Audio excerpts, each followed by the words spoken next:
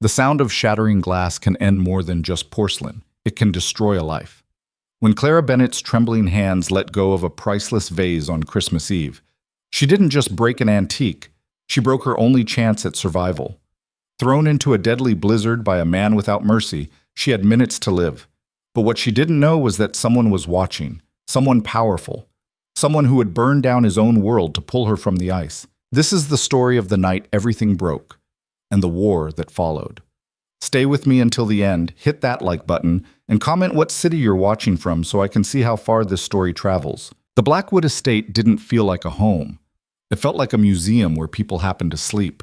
Clara Bennett had thought that the first time she'd walked through the service entrance 6 months ago, her shoes squeaking against floors so polished they could have been mirrors. She still thought it now, on Christmas Eve, as she carried a silver tray of champagne flutes through the east corridor, her reflection ghosting alongside her in the waxed marble. Everything here was perfect, untouchable, cold, just like the people who lived in it. Clara. She flinched at the sound of her name, nearly dropping the tray. Victor Hale stood at the end of the hallway, hands clasped behind his back, his gray suit pressed so sharply it could cut. The house manager. Her boss. The man who'd made the last 6 months feel like walking a tightrope in the dark. Yes, Mr. Hale? Her voice came out smaller than she wanted. Her voice came, "The crystal vase in the north parlor needs to be moved to the display case before the guests arrive. Handle it yourself. Don't send one of the other girls." Clara's stomach dropped. "Sir, maybe someone with more experience should. Are you refusing?" No, I just..." "Then go." He didn't raise his voice. He never did. That was the worst part. Victor Hale delivered cruelty in the same tone someone might use to comment on the weather. Clara swallowed and nodded, setting the tray down on a nearby console table. Her hands were already shaking. The north parlor sat on the second floor, overlooking the front grounds. By the time Clara reached it, her fingers were numb. Not from cold, but from nerves that had been fraying since the moment she'd woken up that morning. The vase sat on a mahogany side table near the window.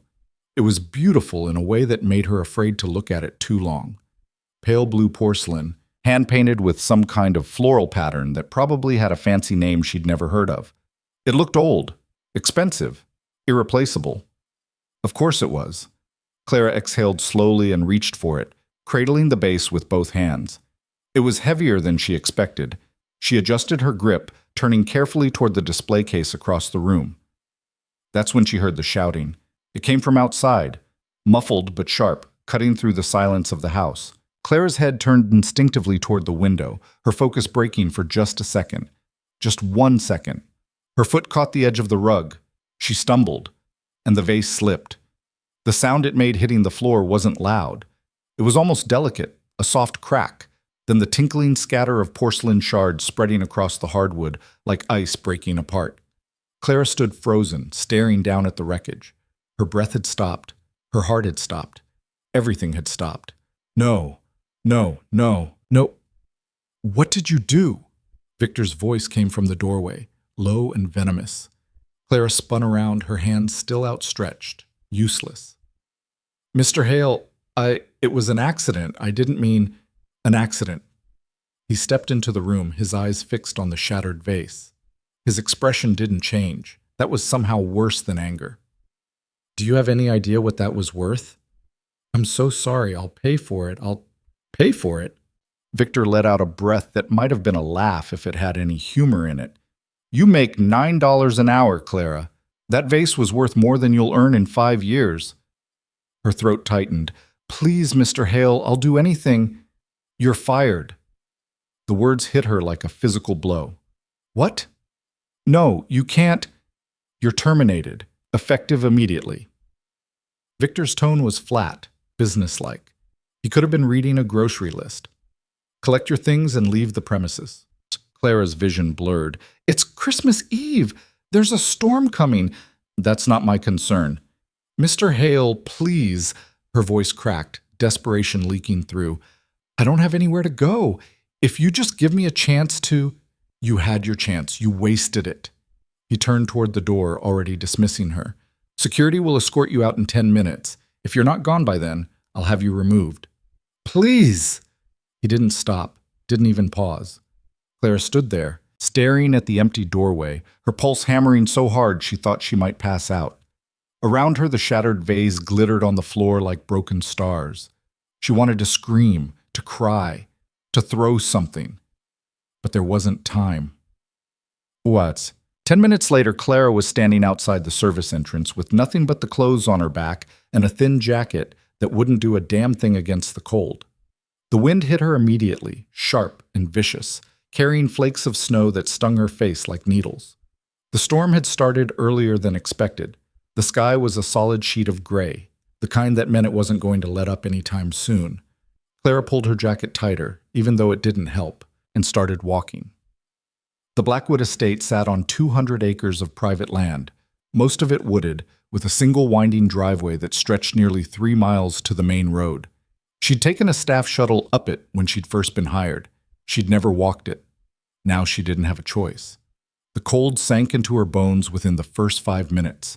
Her breath came out in ragged clouds, her fingers already going numb inside her pockets. The snow was falling harder now, piling up on the driveway faster than she could have imagined. She kept moving. What else could she do? Her mind spun in circles, trying to make sense of what had just happened. Fired. On Christmas Eve. For one mistake. It wasn't fair.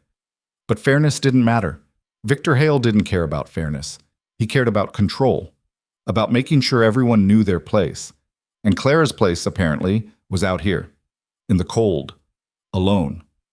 Her foot slipped on a patch of ice hidden under the snow, and she went down hard, her palms slamming into the frozen ground. Pain shot through her wrists, sharp and immediate. She bit down on a sob and forced herself back up. Keep moving. Just keep moving. But her body was starting to betray her. Her legs felt heavy, sluggish. Her thoughts were getting slower, harder to hold on to. The wind howled through the trees, drowning out everything else. She didn't know how long she'd been walking. It could have been 20 minutes. It could have been an hour. The driveway stretched out ahead of her, endless and white. And then her knees buckled. Clara hit the ground again, this time without the strength to get back up. She tried. Her arms shook with the effort, but her body wouldn't cooperate. The snow was soft, almost warm, in a distant, wrong kind of way. She thought about her mother, about the apartment they'd shared before the cancer took her, about the smell of burnt toast on Sunday mornings and the sound of rain on the windows. She thought about a lot of things, and then she stopped thinking at all. Adrian Blackwood didn't like parties. He tolerated them because they were necessary. Business happened at parties. Deals were made over champagne and small talk. Alliances were formed in the spaces between polite laughter. But he didn't like them. He stood near the windows of the main hall, a glass of whiskey in his hand that he hadn't touched, watching his guests mill around like well-dressed sharks. Most of them were here because they wanted something from him. Money, influence, access. They always wanted something. Mr. Blackwood. He turned. Victor Hale stood a few feet away, his posture perfect, his expression carefully neutral. The Richardsons are asking about the merger, Victor said. I told them you'd speak with them after dinner. Adrian nodded. Fine. Victor hesitated, just for a second. There was an incident earlier. One of the staff broke an antique vase. I've handled it. Handled it how? Terminated her employment. Adrian raised an eyebrow. On Christmas Eve? She was careless. The vase was irreplaceable. So is basic human decency, apparently. Victor's jaw tightened, but he didn't respond. Adrian dismissed him with a wave and turned back to the window. The snow was coming down heavier now, the kind of storm that would bury the roads by morning. He drained his whiskey and set the glass down on a passing tray. An hour later, he was in his office, reviewing contracts when his phone buzzed. A text from his head of security. Footage flagged. You should see this. Adrian frowned and opened the attached video file. It was security footage from the East Corridor. Timestamp 6:47 p.m. The video showed Clara. He remembered her vaguely, one of the younger maids, carrying a tray of glasses. Then it cut to the north parlor. She was holding the vase, turning carefully. And then she stumbled. The vase fell. Adrian watched Victor enter the room, watched the conversation play out in silence. watched Clara's face crumple as Victor delivered the news, and then he watched her walk out into the storm. His hand tightened around the phone.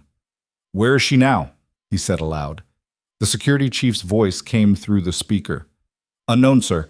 She left on foot approximately 90 minutes ago." But the was 90 minutes. In a blizzard. On foot. Adrian was already moving before he'd made the conscious decision to do so. He grabbed his coat from the back of his chair and headed for the door, his pulse kicking up in a way it rarely did.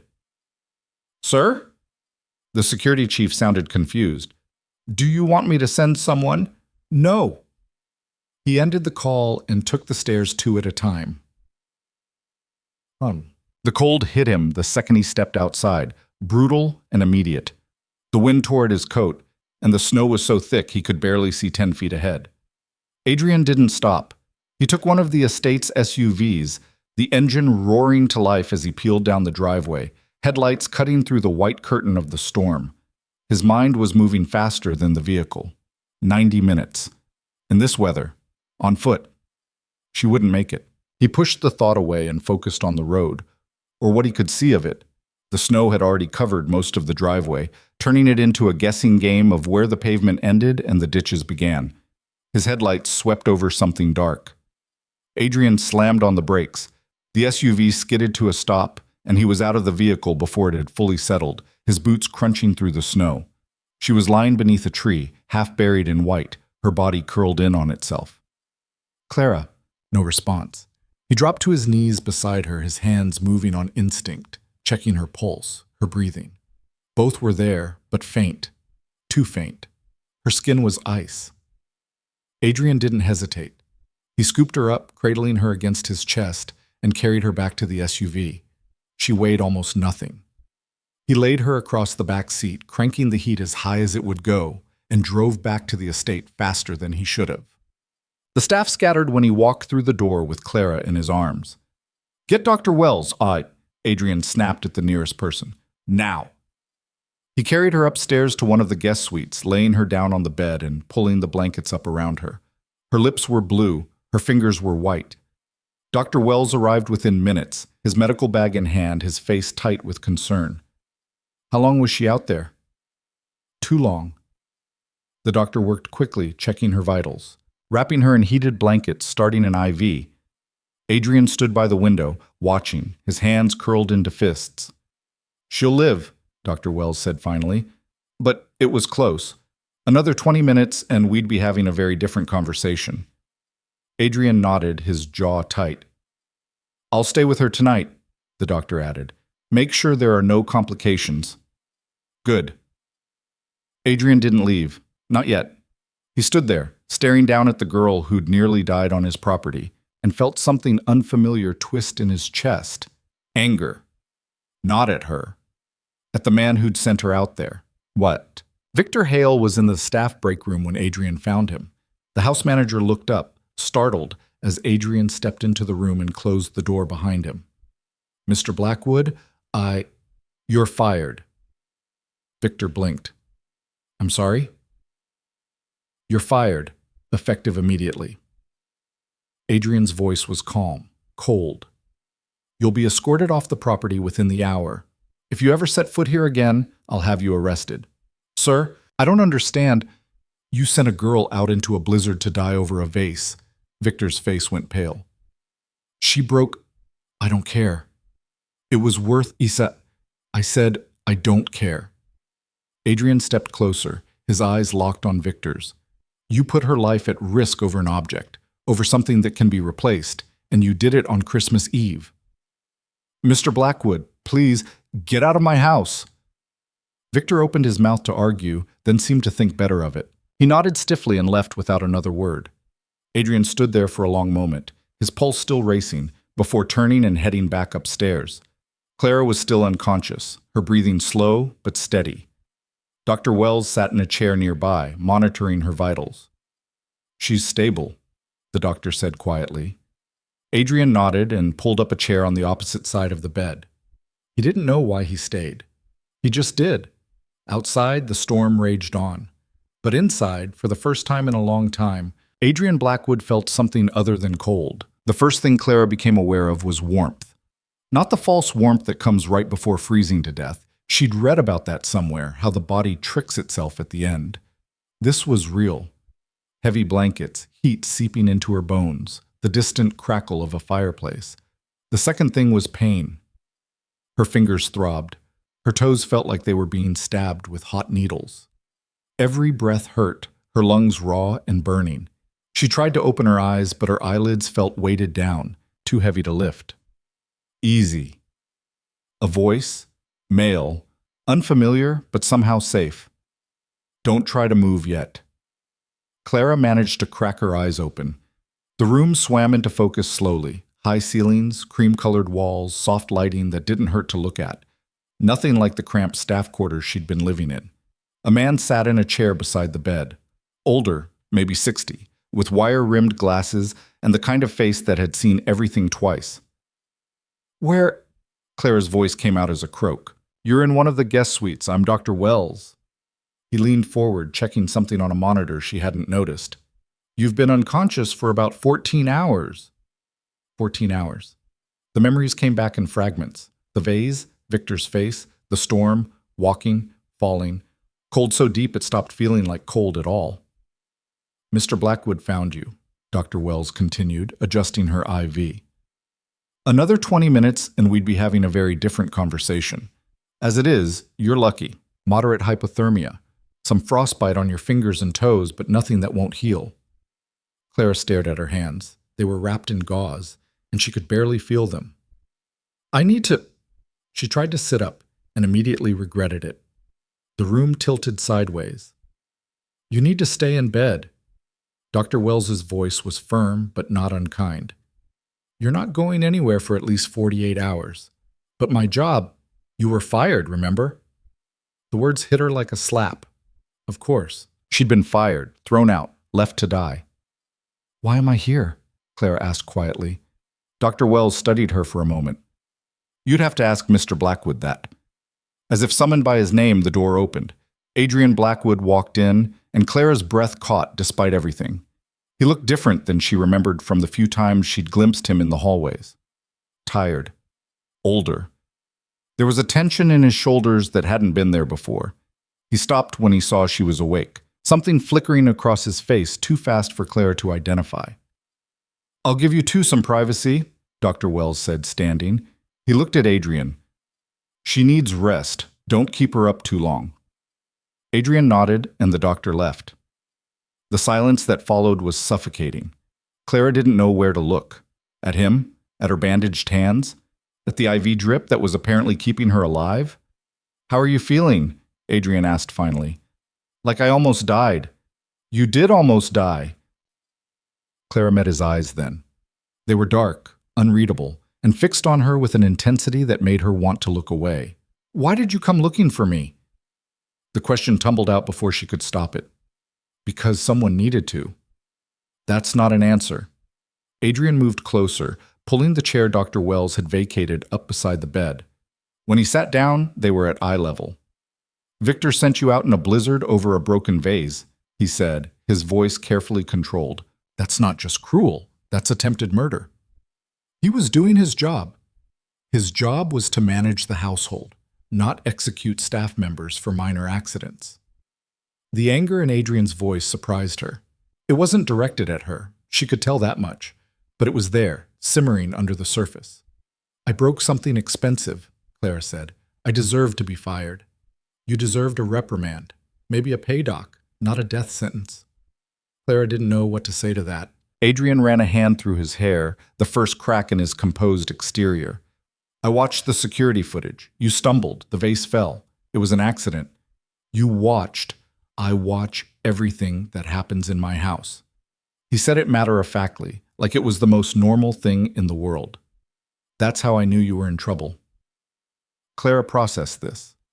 He'd been watching, had seen what happened, had come after her. "Victor's gone," Adrian continued. "I fired him. He won't set foot on this property again." "You fired him because of me." "I fired him because he's a liability and a sadist, and I should have done it months ago." Adrian's jaw tightened. What he did to you was just the final straw. Clara's head was spinning, and not just from the hypothermia. I don't understand. Why do you care? You don't even know me. I know you work 12-hour shifts without complaint. I know you were always the first one to volunteer for the worst jobs. I know you sent most of your paycheck to some address in Ohio every month. He paused. I know you didn't deserve what happened to you. The fact that he knew all of that should have been creepy, should have set off alarm bells. Instead, Clara just felt seen. For the first time in months, maybe years, someone had actually noticed her. The address in Ohio was my aunt, she said quietly. She's sick. The medical bills are… Clara stopped, not sure why she was telling him this. I know. I looked into it. Of course he did. You're going to tell me that's invasive, Adrian said, reading her expression. It is. Probably. He didn't look apologetic, but I needed to know if you had somewhere to go, someone who could take care of you. And? And your aunt's in hospice. You have no other living relatives, no savings to speak of, nowhere to go. Clara felt her throat tighten. Hearing it laid out like that made it somehow more real, more pathetic. I'm not trying to hurt you, Adrian said, his voice softer now. I'm trying to help. Why? Because I can. It was the simplest answer he could have given, and somehow the most honest. Clara looked down at her bandaged hands. What happens now? Now you recover. Dr. Wells will monitor you for the next few days, make sure there's no permanent damage. And then we'll figure it out. Clara wanted to argue, wanted to tell him she didn't need charity, didn't need some billionaire playing savior. But the truth was, she did need help. She had nothing. No job, no home, no family that could take her in. Pride was a luxury she couldn't afford. Okay, she said finally. Adrian nodded and stood. Get some rest. We'll talk more later. He was almost to the door when Clara spoke again. Thank you for coming to get me. Adrian stopped, his hand on the doorframe. He didn't turn around. You're welcome. Then he was gone, and Clara was alone with her thoughts and the steady beep of the heart monitor. She should have been relieved, grateful, happy to be alive. Instead, she just felt lost. The next 2 days passed in a blur of sleep and medical checks and meals brought to her room by staff members who wouldn't quite meet her eyes. Clara didn't know if they'd been told what happened, but she could feel their curiosity and their judgment in equal measure. The former maid, now sleeping in a guest suite. It didn't sit right. Dr. Wells was pleased with her progress. The frostbite was healing better than expected. Her core temperature had stabilized. She could move her fingers without too much pain. You're young and healthy, he told her on the third morning. That works in your favor. When can I leave? Dr. Wells raised an eyebrow. Leave? I can't stay here forever. That's something you'd need to discuss with Mr. Blackwood. Of course it was. Adrian had visited twice since that first conversation, once to check on her recovery, once to bring her a laptop so she wouldn't be bored. Both times he'd been polite but distant, like he was checking an item off a list. Clara didn't know what to make of him. On the fourth day, Dr. Wells declared her well enough to move around, and Clara nearly cried with relief. Being confined to bed had been slowly driving her insane. She ventured out of the guest suite carefully, still wearing the pajamas someone had left for her, silk, probably worth more than her entire wardrobe had been. The hallways were quiet. Most of the staff would be working in other parts of the estate. Clara found herself drawn to the main staircase, the one she'd descended 1,000 times carrying trays and linens and whatever else needed moving. It looked different from this angle. You shouldn't be up yet. Clara spun around. Adrian stood a few feet away, hands in his pockets, watching her. Dr. Wells said I could move around. He said you could walk to the bathroom, not tour the house. I wasn't touring. I was just… Clara gestured vaguely at the stairs. Remembering. Adrian moved closer. Remembering what? What it felt like to be invisible. The words came out more honest than she'd intended. Adrian was quiet for a moment. You were never invisible. Yes, I was. That was the point. Good servants don't get noticed. I noticed you. Clara met his eyes. Why? I don't know. And for the first time, he sounded uncertain. I just did. They stood there in the hallway, the space between them charged with something Clara couldn't name. I need to leave, she said finally. I can't stay here. It's not right. Where will you go? I'll figure it out. There are shelters, programs. I'll find something. Or you could stay. Clara shook her head. I can't be your charity case. I'm not offering charity. Adrian's voice was firm. I'm offering a job. That stopped her. What? The house needs staff. You need work. It's a simple arrangement. You can't be serious. Why not? Because Clara struggled for words. Because everyone will think I slept my way into getting my job back. Let them think what they want. Easy for you to say. You're not the one they'll be talking about. Adrian stepped closer, close enough that Clara had to tilt her head back to look at him. I don't care what they think. Do you?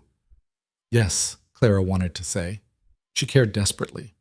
Cared about her reputation, about how she was perceived, about maintaining some shred of dignity. But caring didn't pay bills. What kind of job? She asked instead. Whatever you want, kitchen staff, housekeeping, administrative work if you're interested. I don't have administrative experience. You're smart. You'll learn. Clara stared at him. Why are you doing this? I told you. No. Really? Why? She crossed her arms. You could hire anyone. There are hundreds of people who'd kill for a job here. Why me? Adrian was quiet for a long moment. When he spoke, his voice was lower, more honest. Because you deserve a second chance, and because I'm selfish enough to want you to take it here. The admission hung between them. I don't understand you, Clara said quietly. Good. That makes two of us. Despite everything, Clara almost smiled. If I stay, she said carefully, I'm not going to be treated differently. I pull my weight. I do the work. I wouldn't expect anything less. And if people talk, they're going to talk anyway. Might as well give you a paycheck while they do. Clara wanted to say no. Wanted to walk away from this strange, complicated man and his too big house and his unsettling ability to see right through her. But she was tired of running, tired of being afraid, tired of pretending she didn't need help. Okay, she said. I'll stay. Something shifted in Adrian's expression. Relief, maybe? Or satisfaction? Clara couldn't tell. Good. We'll work out the details tomorrow. For now, you should rest. I've been resting for 4 days. Then rest some more. Doctor's orders. This time, Clara did smile. Just a little. She started back toward the guest suite, but Adrian's voice stopped her. Clara. She turned. I'm glad you're staying. He said it simply, honestly, and Clara believed him. The first week back at work was harder than Clara expected. Adrian had offered her an administrative position, assistant to the head of household operations, which was a fancy way of saying she'd be doing paperwork and coordinating schedules and basically learning how the estate actually ran from behind the scenes. It was better than scrubbing floors, but it came with its own challenges. The other staff members didn't know how to act around her. She'd been one of them, then she'd been fired, then she'd almost died, and now she was back in a position that technically outranked half of them. The whispers followed her everywhere. Did you hear she's living in the West Wing now? Blackwood must really like her. I give it 3 months before... Clara learned to tune it out, mostly. Her new supervisor was a woman named Margaret Torres, who'd been running the estate's operations for 15 years and didn't suffer fools. She was in her 50s, sharp-eyed, and treated Clara with cool professional distance. I don't care how you got this job, Margaret said on Clara's first day. I care whether you can do it. Understand? Yes, ma'am. Don't call me ma'am, Margaret's fine. Clara nodded. You'll be handling staff schedules, coordinating with vendors, and managing the household accounts. It's a lot of information to absorb. You have questions, you ask. You make a mistake, you fix it. We clear? Clear. Margaret studied her for a moment. You're tougher than you look. I've had practice. Something that might have been approval flickered across Margaret's face. Good. You'll need it. She wasn't wrong. The learning curve was brutal.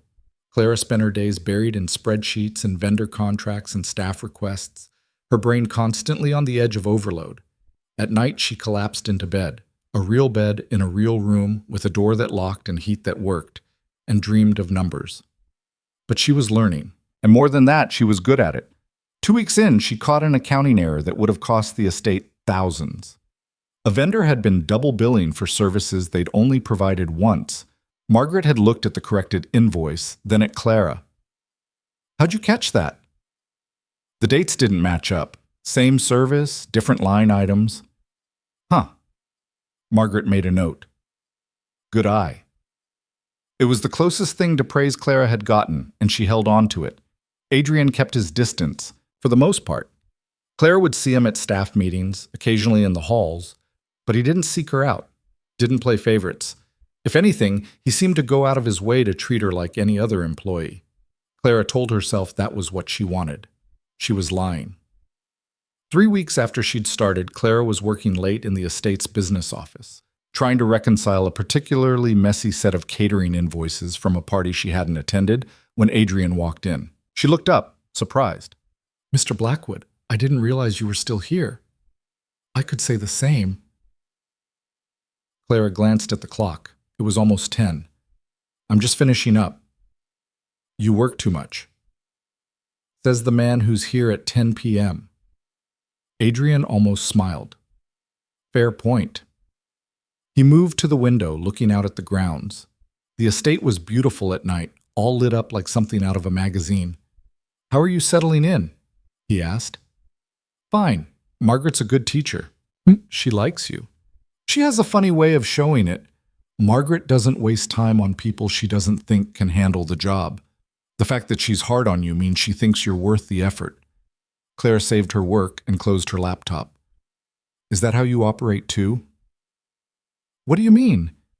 "Being hard on people you think are worth it." Adrian turned to look at her. "I haven't been hard on you. You've barely spoken to me in 3 weeks. I'm giving you space, letting you find your footing. Or avoiding me." The words came out sharper than Clara intended. Adrian's expression didn't change. "Why would I avoid you?" "I don't know. You tell me." The silence stretched between them, taut and uncomfortable. Finally, Adrian sighed. "I'm trying to do the right thing." "Which is?" "Not making this more complicated than it already is." Clara stood, frustration bubbling up. "You saved my life. You gave me a job. You've been nothing but decent to me. How is that complicated?" "Because I can't stop thinking about you." The admission hit Clara like a physical blow. Adrian ran a hand through his hair, the composed mask slipping. "Every time I see you, I remember finding you in that snow, half dead, and I remember thinking that if I'd been 5 minutes later, you'd be gone. Just gone. And that thought makes me want to burn down everything that led to that moment." Clara couldn't breathe. "So yes," Adrian continued, his voice rough, "I'm keeping my distance, because the alternative is crossing a line that would make everything harder for you. You work for me. There's a power imbalance. You're still recovering from trauma. There are 1,000 reasons why I should stay away. And if I don't want you to?" The question hung in the air. Adrian looked at her like she'd just asked him to jump off a cliff. "Clara, I'm not some fragile thing that needs protecting from you." She moved closer. "I'm capable of making my own decisions. I know that." "Then stop making them for me." They were close now. Close enough that Clara could see the conflict in his eyes, the war between what he wanted and what he thought was right. "I'm not a good man," Adrian said quietly. "I don't need you to be good. I need you to be honest." "I am being honest. I'm telling you that being close to me means danger, means complications, means—" Clara closed the distance and kissed him. For a second, Adrian didn't move, didn't react. Then his hands were in her hair, and he was kissing her back like she was air and he'd been drowning. It wasn't gentle, wasn't careful. It was desperate and real, and so far from perfect that Clara's head spun.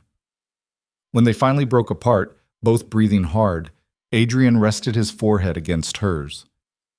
"This is a mistake," he said. "Probably.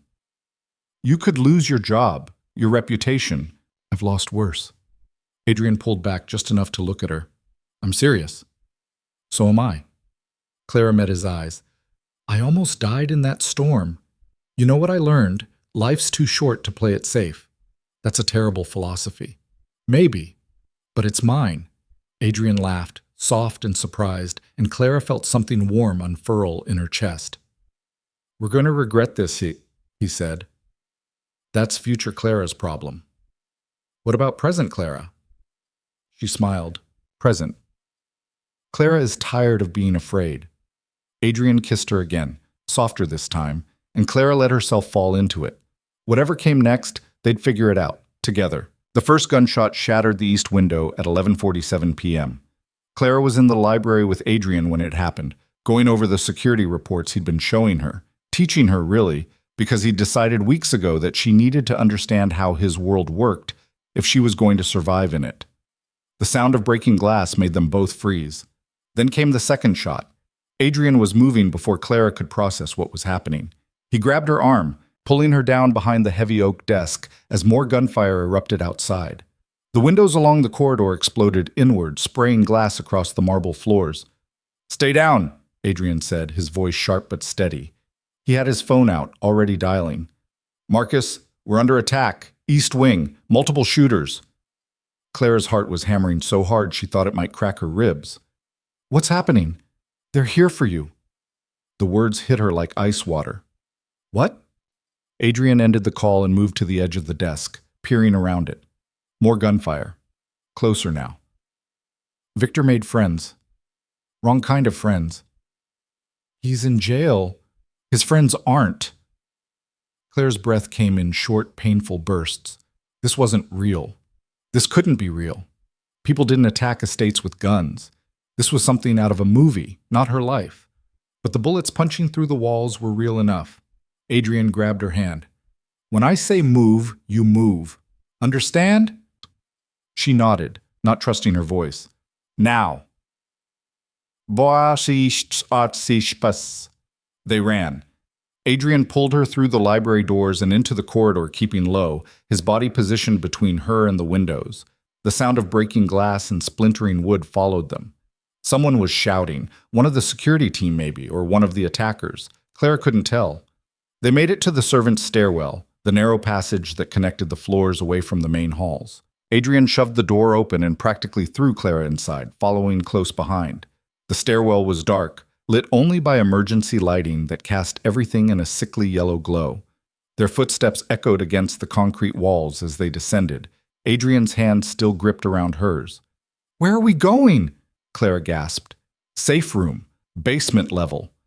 Another explosion rocked the building, not gunfire this time, something bigger. The walls shook, dust raining down from the ceiling. Clara stumbled, and Adrian caught her, keeping her upright. They hit the basement level, and Adrian led her down a corridor she'd never seen before, past storage rooms and mechanical equipment, until they reached a door that looked like it belonged in a bank vault. Adrian pressed his palm against a scanner. The lock disengaged with a heavy clunk. The safe room was exactly what it sounded like. Reinforced walls, no windows, stocked with supplies, and enough technology to run a small command center. Monitors lined one wall, showing security feeds from around the estate. Clara stared at the screens. Armed men in tactical gear were moving through the grounds, at least a dozen of them. She could see muzzle flashes, see Adrian's security team engaging them, see the chaos unfolding in real time. "Oh God," she whispered. Adrian was already at the monitors, pulling up different angles, his jaw tight. Marcus has them contained to the east grounds. They're not getting inside. They're already inside. We heard them. That was suppressive fire. They're trying to draw us out. He turned to face her, his eyes hard. This isn't random, Clara. They planned this. They know the layout. They know where you'd be. Clara's legs felt weak. She sank into one of the chairs, her hands shaking. Why me? I'm nobody. You're not nobody to me. The words came out flat, matter of fact, but they hit Clara like a freight train. She looked up at him, this man who'd saved her life, who'd upended his entire household for her, who was now standing in a bunker while people tried to kill them both. Victor knows that, Adrian continued. He's been watching, waiting for an opportunity to hurt me. And the easiest way to hurt me is through you. Then send me away, Clara said, the words tumbling out before she could stop them. Send me somewhere safe, somewhere far from here. You don't need... No. Adrian, I said no. He moved closer, crouching down so they were eye level. You think I'm going to let them win? Let them scare you away? That's what they want. People are dying up there. And they'll die for nothing if you run. His voice softened just slightly. I'm not losing you to them. Not to Victor. Not to anyone. Clara wanted to argue, wanted to tell him he was being insane, that her life wasn't worth all this violence and chaos. But the look in his eyes stopped her. He meant it. Every word. A voice crackled through the speaker system mounted on the wall. Mr. Blackwood, this is Marcus. We've pushed them back to the tree line. 3 hostiles down, 4 retreating. No casualties on our side. Adrian stood and pressed the response button. Copy. Keep them pinned. I want prisoners if possible. Understood.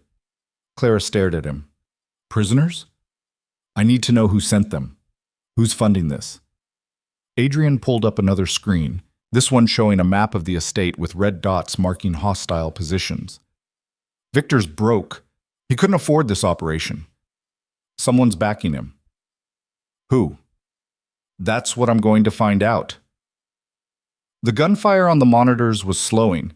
Adrian's security team, Clara hadn't even known he had a security team that size until tonight, was moving with military precision, flanking the attackers, cutting off their escape routes. It was over in less than 20 minutes. 4 men captured. 3 dead. The rest had fled into the woods, though Adrian's people were tracking them. Clara watched it all unfold on the screens, feeling disconnected from her own body. This was her life now. This was what being close to Adrian Blackwood meant.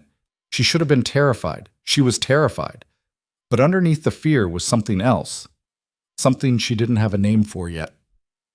Adrian was back on the comms, coordinating with Marcus, issuing orders like he'd done this 100 times before. Maybe he had. Clara didn't know. There was so much about him she didn't know. Finally, he turned to her. It's clear. We can go back up. Clara shook her head. I don't think I can move. Adrian crossed the room and knelt beside her chair. You're okay. You're safe. People just tried to kill me. I know. Because of you. I know. Clara met his eyes. And you're not going to let me leave? No. She should have been angry, should have screamed at him, told him he was being controlling and paranoid and insane. But she wasn't angry, she was just tired. What happens now, she asked quietly. Now we end this. Adrian helped her to her feet and led her back through the basement, up the stairs, into the main house. The damage was worse than Clara had expected. The east wing looked like a war zone. Shattered windows, bullet holes in the walls, furniture overturned. Staff members were already starting to clean up, their faces pale but determined. Marcus met them in the main hall. He was a broad-shouldered man in his 40s with a scar running down his left cheek and the kind of presence that suggested he'd seen worse than tonight. 4 in custody, he reported. Local police are en route, but I figured you'd want to talk to them first. Where are they? East Garage. Adrian nodded and turned to Clara. Go upstairs. Lock the door. I'll come get you when this is done. I want to come with you. Clara, I want to see them. She didn't know where the words came from, but once they were out, she meant them. They came here to kill me. I want to see who they are. Adrian studied her face for a long moment. Then he nodded. Stay behind me. The East Garage had been converted into a makeshift holding area. The 4 captured men were zip-tied to chairs, Marcus's team standing guard. They were young, mid-20s maybe, and they looked scared. Good, Clara thought. They should be scared.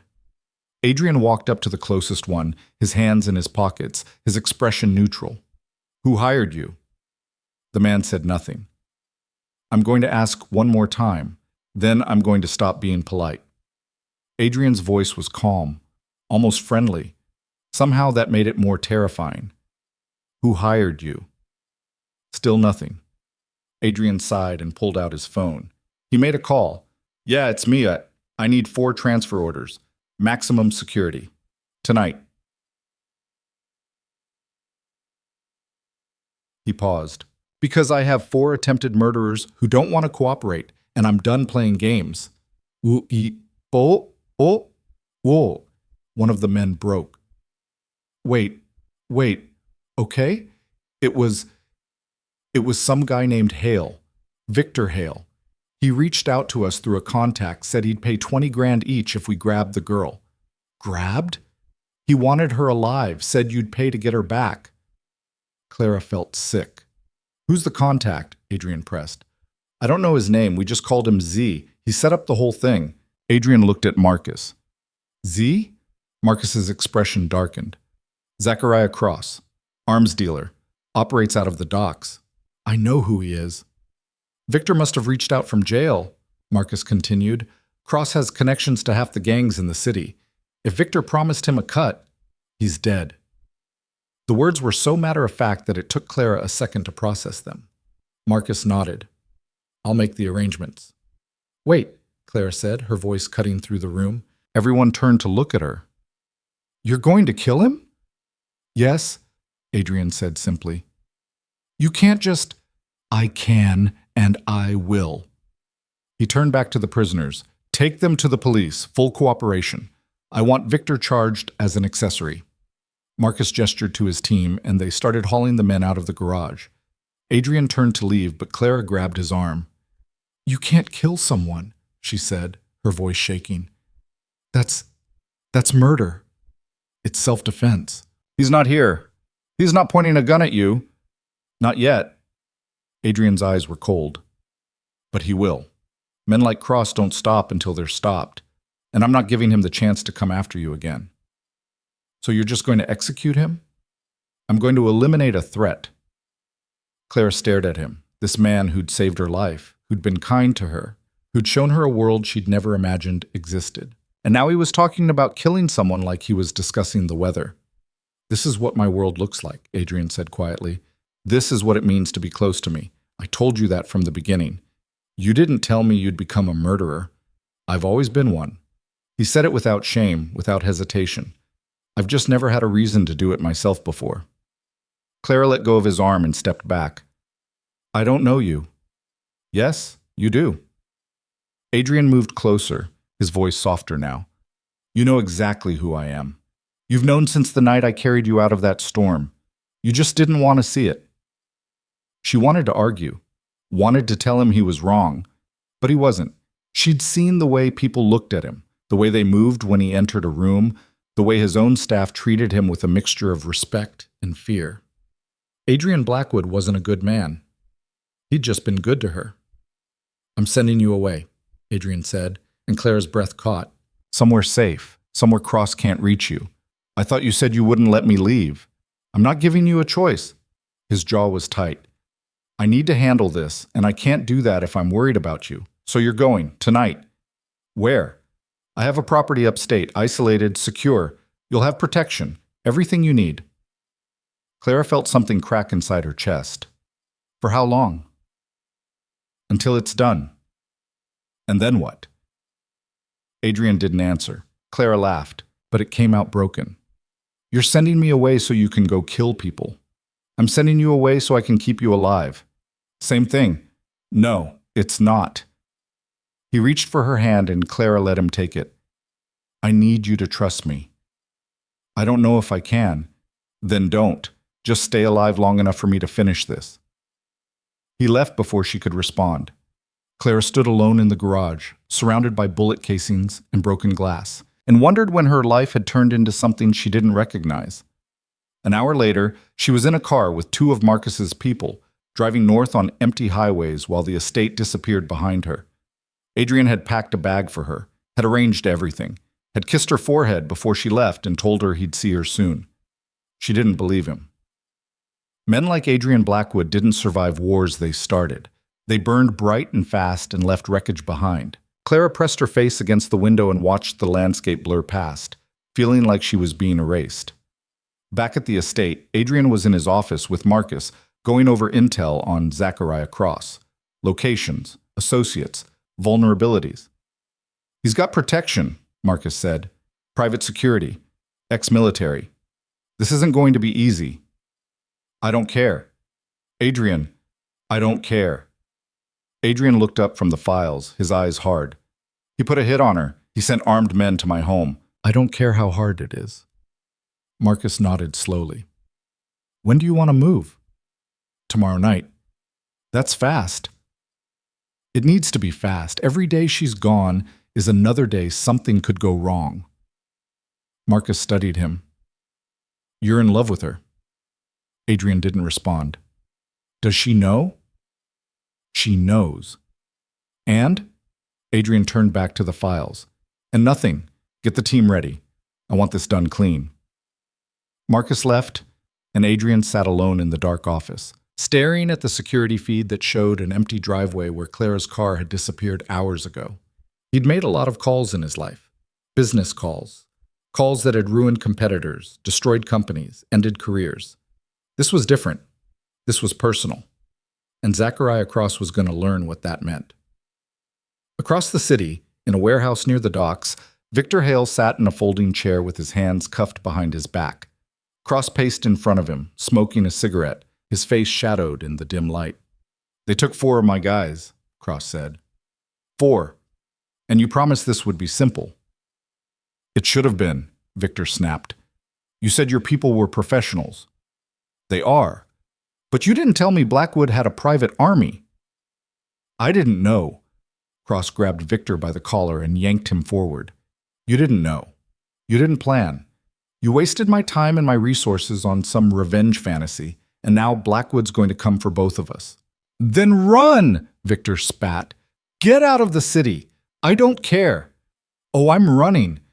Cross let go and stepped back. But you're not. Victor's eyes widened. What? You're the bait. Cross smiled, cold and sharp. Blackwood wants blood. I'm going to give him yours and hope it buys me enough time to disappear. You can't. I already did. Cross turned and walked toward the warehouse exit. 2 of his men stayed behind, watching Victor with dead eyes. Wait, Victor shouted. You can't just leave me here. Cross! Cross! The warehouse door slammed shut. Victor sat in the dark, his breath coming in ragged gasps, and realized for the first time in his life that he'd miscalculated. Badly. Somewhere upstate, Clara lay awake in a bed that wasn't hers, in a house that didn't feel real, listening to the wind howl outside. The guards had done a sweep. Everything was secure. She was safe. She didn't feel safe. She felt like she was waiting. For what? She didn't know. But something was coming, something that would change everything again. 3 days passed like years.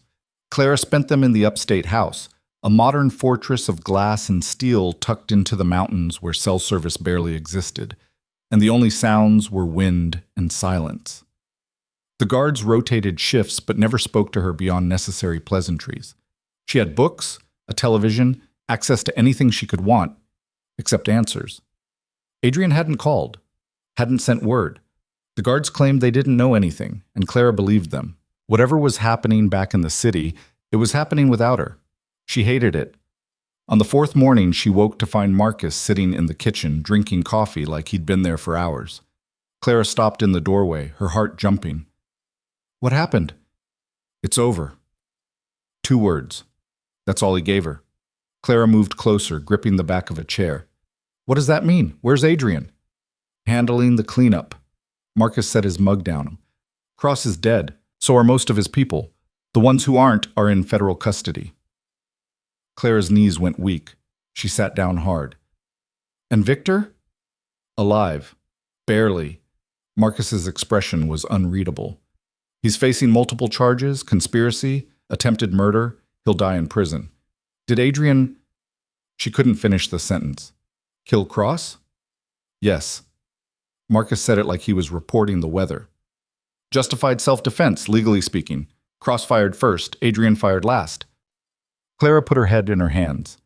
She'd known it would happen. Had known from the moment Adrian sent her away that he was going to do exactly what he'd promised. But knowing and hearing were different things. He wants you to come home, Marcus said. Clara looked up. Home? The estate. He's waiting for you. She should have felt relieved.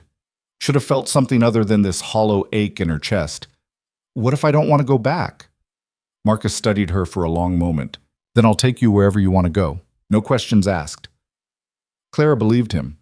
Marcus seemed like the kind of man who kept his word. She thought about it, really thought about it. She could leave, could disappear. Start over somewhere far away from Adrian Blackwood and his world of violence and control. She could be free. But freedom wasn't what she wanted anymore. Take me back, Clara said quietly. The drive took 4 hours. Clara watched the landscape change from mountains to suburbs to city, her stomach tightening with every mile. Marcus didn't try to make conversation, and she was grateful for that. When they finally pulled through the estate gates, Clara's breath caught. The east wing had been repaired, the windows replaced, the bullet holes patched. If she hadn't known what happened, she never would have guessed the place had been a war zone less than a week ago. Adrian was waiting on the front steps. He looked tired, older somehow, even though only days had passed. There was a bandage on his left hand and a bruise along his jaw that hadn't been there before. The car stopped, and Clara got out before Marcus could open the door for her. Adrian didn't move, just watched her walk toward him, his expression carefully neutral. They stood there for a moment, 3 feet apart, the space between them feeling like miles. "You came back," Adrian said finally. "I didn't have anywhere else to go." It was a lie, and they both knew it. Adrian's jaw tightened. "Clara, did you kill him yourself?" The question hung in the air between them. "Yes," Clara nodded slowly. She didn't know what she'd expected. Maybe some kind of excuse, some justification, but Adrian didn't offer one. "He had a gun to Victor's head when we found them," Adrian continued, his voice flat. "Was going to execute him, use it as leverage. I didn't give him the chance." "So you shot him?" "Yes." "And you don't feel bad about it?" Adrian's eyes met hers. "No." Clara laughed, but it came out broken. "You're a monster." "I know." "And you don't care." "I care about you." He said it simply, honestly. Everything else is just noise. Clara wanted to be angry, wanted to scream at him, tell him he was insane, that caring about someone didn't justify murder. But she was so tired of being angry. "I should leave," she said instead. "I should get as far away from you as possible." "You should, but I won't." Adrian's expression cracked, just slightly. "Why not?" "Because I'm as broken as you are." The words came out raw, scraped from somewhere deep inside her. "Because I spent 3 months in that house terrified of Victor, of losing my job, of ending up on the street, and you saved me. Not just from the storm, from all of it." "That doesn't mean I love you." The words stopped him cold. Clara hadn't meant to say them, hadn't even realized she was going to until they were already out. But now that they were, she couldn't take them back, and she didn't want to. "I love you," she said again, steadier this time. "Even though you terrify me, even though your world is violent and dangerous and wrong. I love you." Adrian closed the distance between them in 2 steps and kissed her. It wasn't gentle, wasn't sweet. It was desperate and fierce and tasted like relief. When they finally broke apart, Adrian rested his forehead against hers, his hands framing her face. "I'm not a good man," he said quietly. "I know. I'll hurt people who threaten you. I won't apologize for it. I know. And I'll never let you go." Clara smiled, sad and true. "I know that too." They stood there on the steps while the sun set behind them, 2 broken people holding on to each other like lifelines. Inside, the house was quiet. Most of the staff had been given time off after the attack. The ones who remained moved like ghosts, giving Adrian and Clara space. They ended up in the library where it had all started 4 nights ago. Someone had cleaned up the glass, replaced the windows, removed any evidence that violence had ever touched this room. Clara sat on the couch, tucking her legs under her, while Adrian poured them both drinks. Whiskey for him, wine for her. "What happens now?" she asked. Adrian handed her the glass and sat beside her. "Victor goes to trial. Cross's organization is finished. The men who attacked us are cooperating with the police." "That's not what I meant." He looked at her. "I know." Clara took a sip of wine, letting the warmth spread through her. "I can't go back to being a maid. I wasn't going to ask you to. And I can't just sit around this house doing nothing." What do you want to do?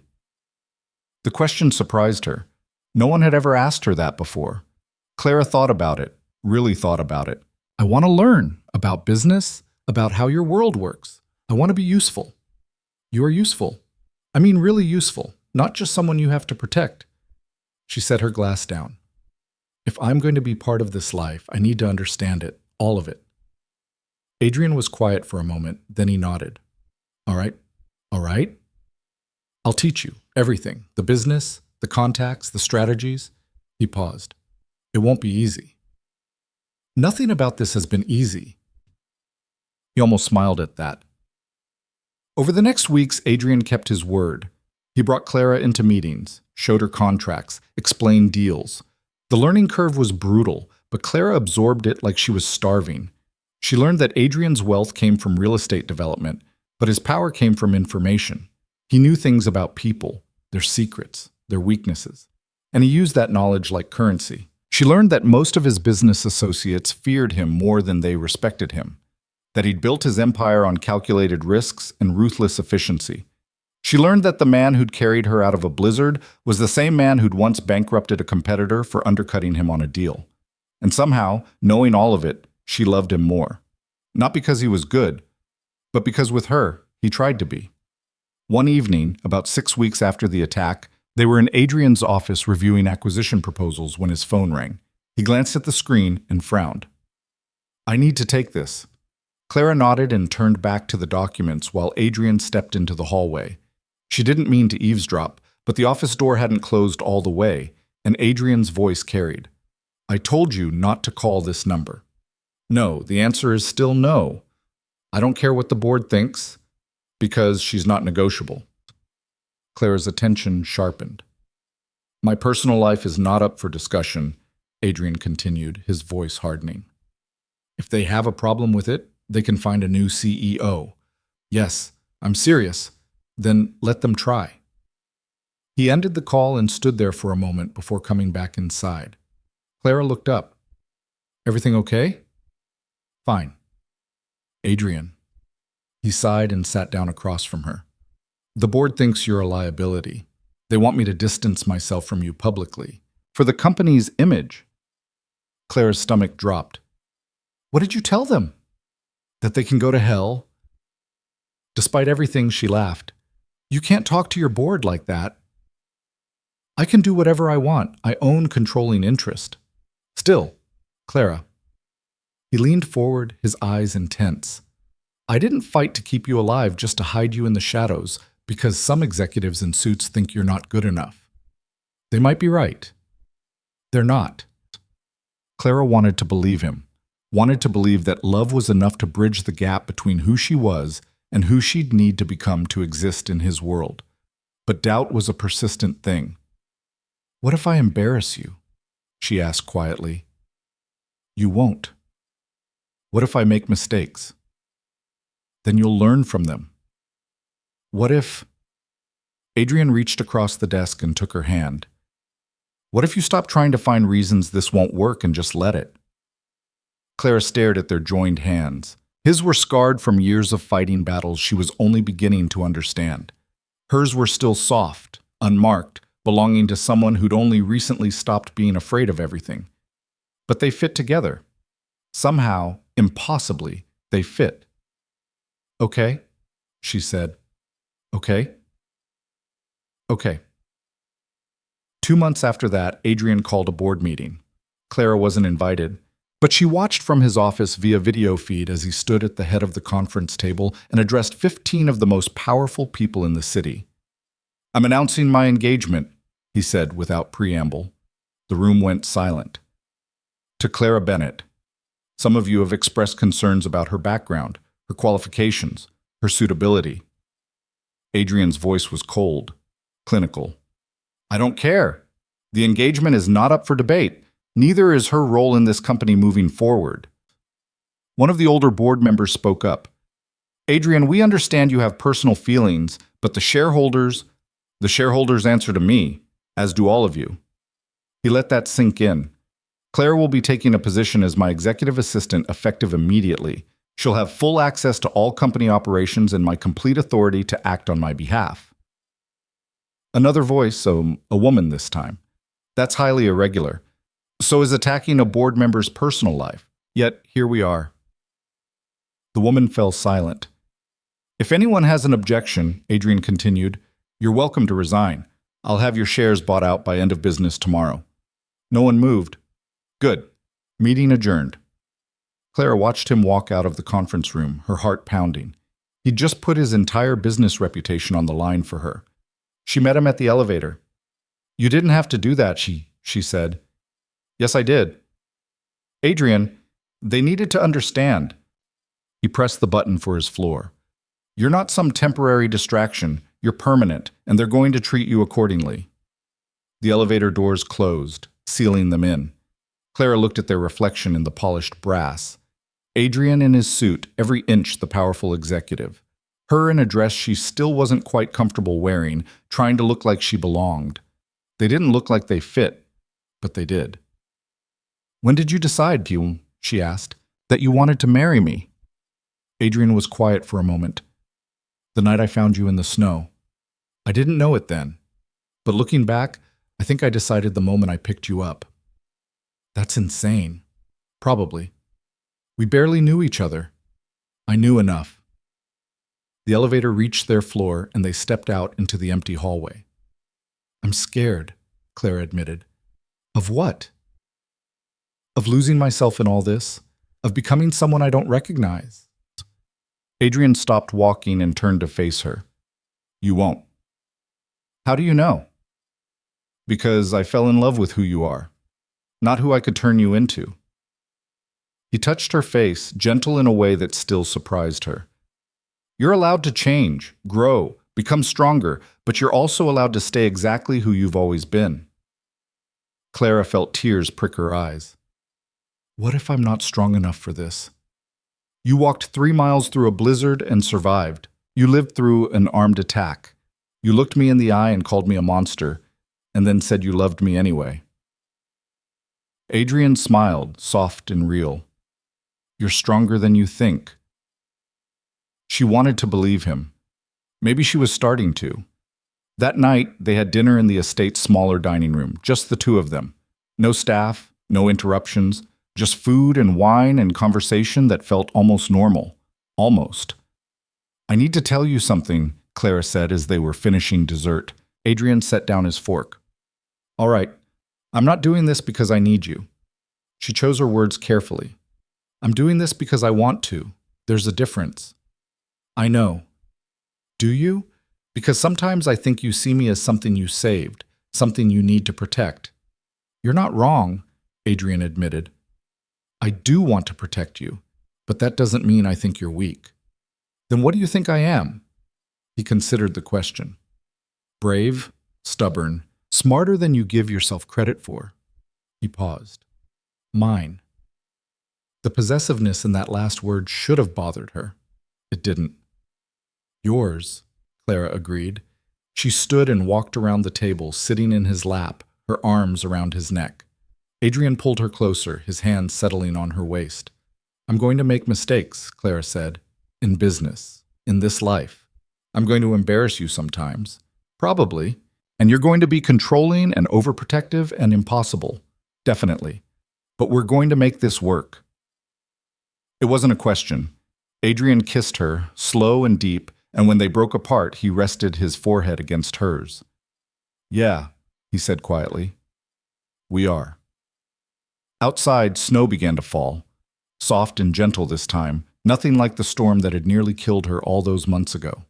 Clara watched it through the window, safe and warm in the arms of a man who'd turned her entire world upside down.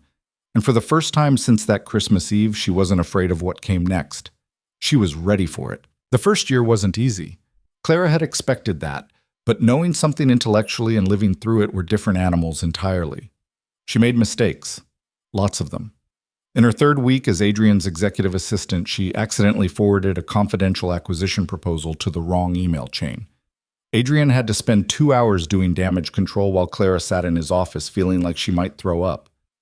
It happens, he'd said afterward, but she could see the tension in his jaw. It shouldn't happen, not with something this important. Then learn from it. Set up a verification system. Triple check recipients before you hit send. She had, and she never made that mistake again. But there were others. She froze during her first board presentation, forgot the name of a major investor at a gala, and once called a Japanese business partner by the wrong honorific, nearly derailing a multi-million-dollar deal. Each time, Adrian stood beside her, not covering for her mistakes but letting her own them and fix them. "You're not going to be perfect," he told her one night after a particularly brutal day where she'd mixed up two different contract terms in front of the legal team. "No one is, but you're going to be better tomorrow than you were today." Clara had cried that night, not in front of anyone, but alone in the bathroom with the water running so no one would hear. The weight of everything pressed down on her sometimes. The expectations, the scrutiny, the constant feeling that she was one mistake away from proving everyone right, that she didn't belong in this world. But she kept showing up, and slowly, imperceptibly, things began to shift. 6 months in, she successfully negotiated a partnership deal with a commercial developer that Adrian had been chasing for a year. Her approach had been different from his, less aggressive, more collaborative, and it had worked. Adrian had looked at the signed contract, then at her, and smiled in a way that made her forget every sleepless night she'd spent preparing. "You're good at this," he'd said. "Don't sound so surprised." "I'm not. I always knew you would be." 9 months in, one of the board members who'd been most vocal about her unsuitability approached her after a meeting. "I owe you an apology," the man said. His name was Richard Chen, and he'd built his fortune in tech before moving into real estate. "I judged you unfairly." Clara had been gathering her notes, and she looked up, surprised.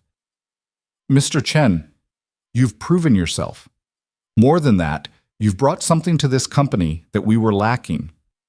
"What's that?" "Perspective. The ability to see past the numbers to the people behind them." He paused. "Adrian's lucky to have you. We all are." Clara didn't know what to say to that, so she just nodded. But later, when she told Adrian about the conversation, he'd pulled her close and kissed the top of her head. "Told you," he murmured. "Told me what?" "That you were stronger than you thought." The wedding planning started around the 1-year mark.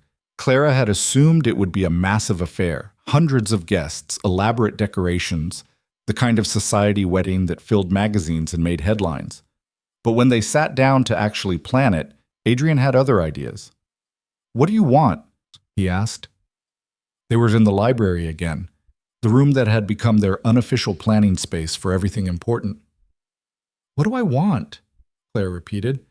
"It's not just about what I want." "Yes, it is.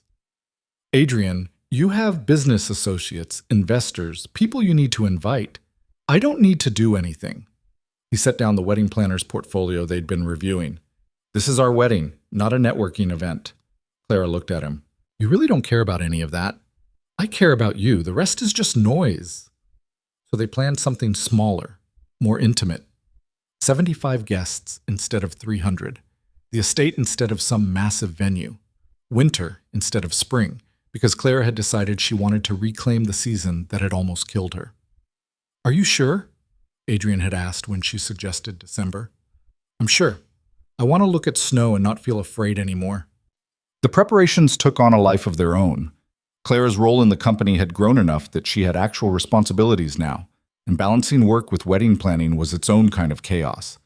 But it was good chaos. The kind that came from building something rather than running from something. 3 weeks before the wedding, Clara got a call from a number she didn't recognize. "Hello? Clara Bennett?" The voice was unfamiliar, male, rough around the edges. "Who is this?"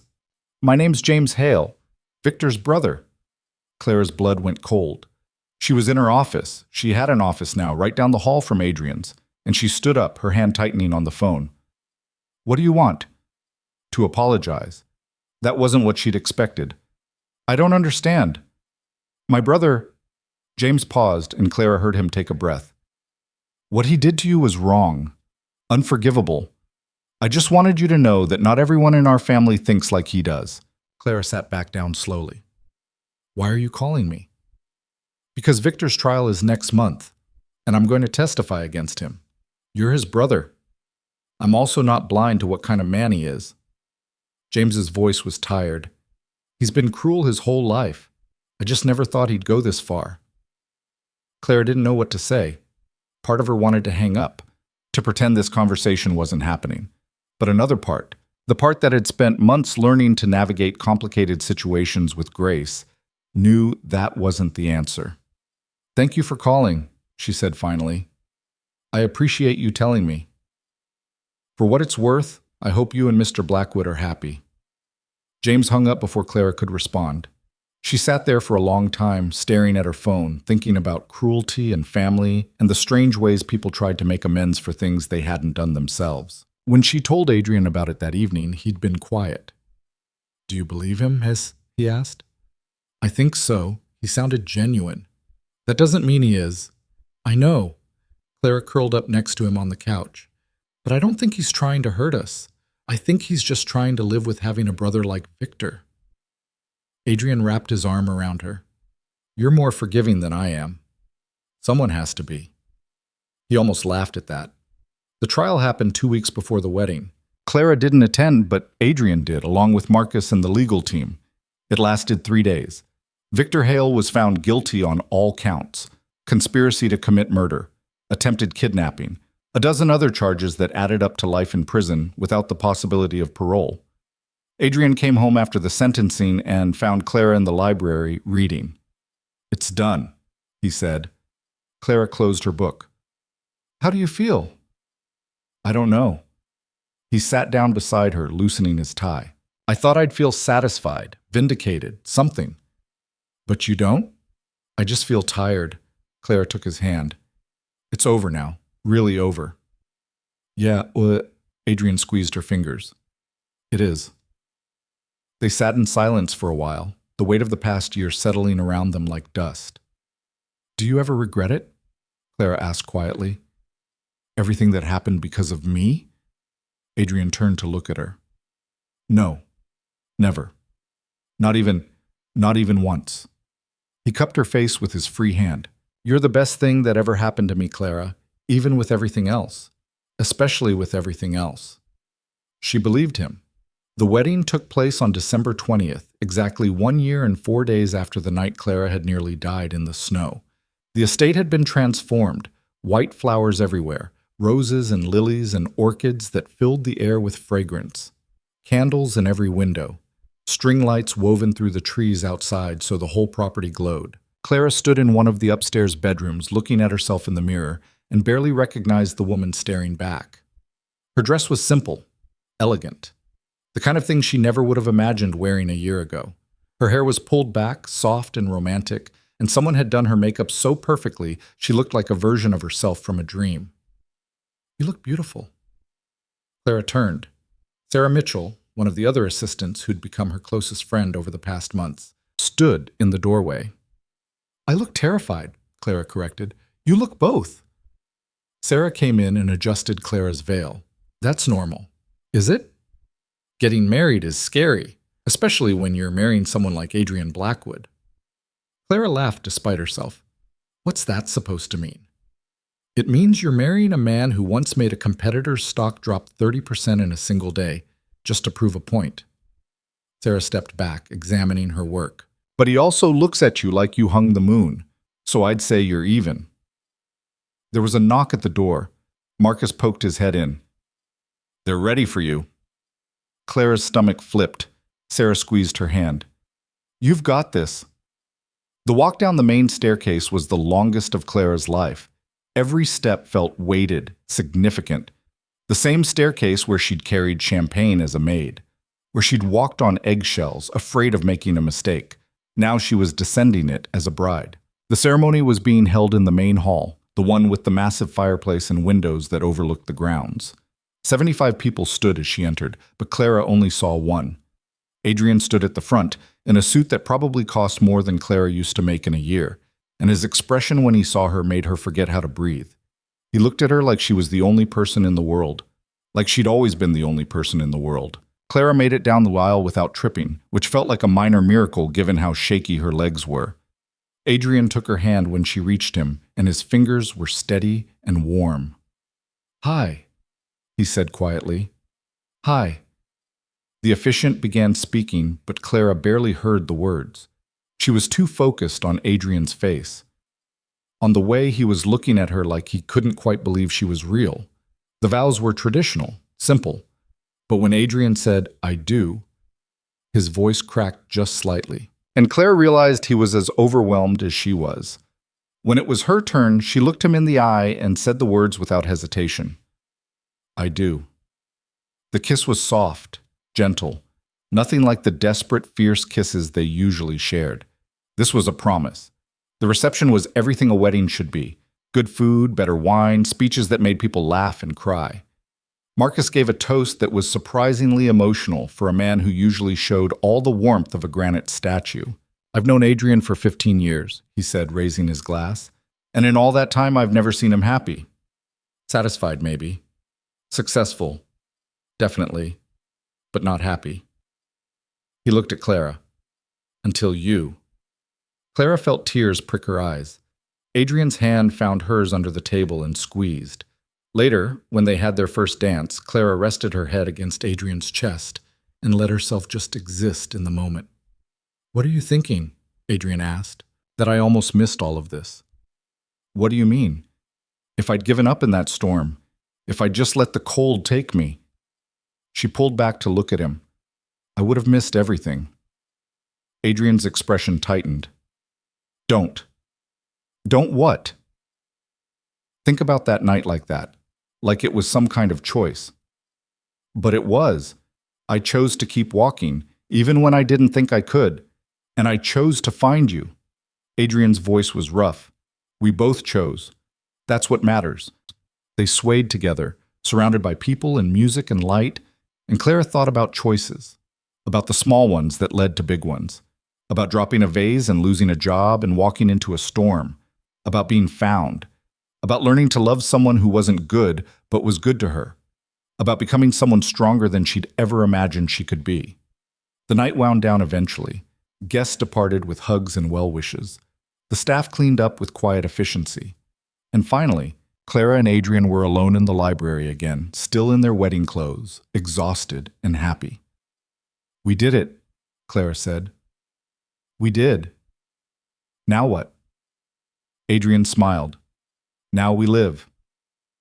It sounded simple when he said it like that, and maybe it was. 6 months later, Clara stood in the north parlor, the room where everything had started. The vase had been replaced, of course. A different one. Similar in style, but not the same. Never the same. She'd asked Adrian not to replace it at first, had wanted the empty space to remain as a reminder. But he'd been right when he said they needed to move forward, not backward.